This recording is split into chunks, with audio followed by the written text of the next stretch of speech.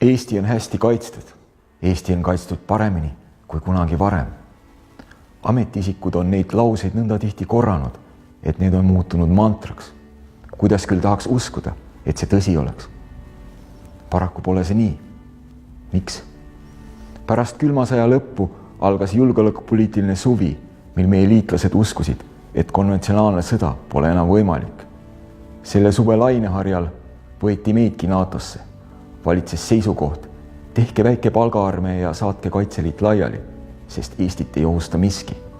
Need, kes sääraseid loosunglauseid omaks ei võtnud ning pidasid targemaks lähtuda ajaloost ja geopoliitilisest asukohast, temmeldati NATO vastasteks.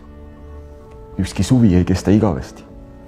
Gruusia sõjaga algas julgeolekupoliitiline sügis ning Ukraina sõda tõi kaasa talve, mille hari pole veel käes. Tuli välja, et kogu meie allianss on Venemaa alahindamisega täielikult puusse pannud. Kuidas suutsime siis talveks valmistuda? Me nagu valmistusime ja ei valmistunud ka, kõikusime siia-sinna. Kõige tugevama surva ajajärgul, admiral Kõutsi ametiajal, suutsime säilitada reservarmee ja Kaitseliidu. Kindral Laaneots püüdis üles ehitada detsentraliseeritud juhtimissüsteemi ning suurendada sõjaaja kaitseväge, kuid kindral Terrase ajal pöörati need protsessid uuesti tagurpidi.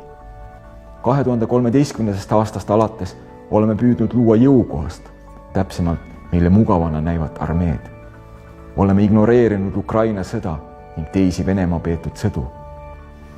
On meil täna selline sõjaaja kaitsevägi, millega suudaksime liitlasvägede põhijõudude saabumiseni vastu pidada ja nõndamoodi võimaliku sõja võita.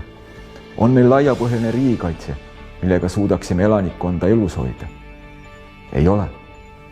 Oleme aja, mida meile küllaltki heldet anti, ära kulutanud.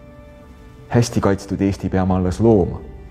Tean, kuidas seda teha ning kui toetad valimistel EKRE-t, siis kaitseministrina teen sellega teoks.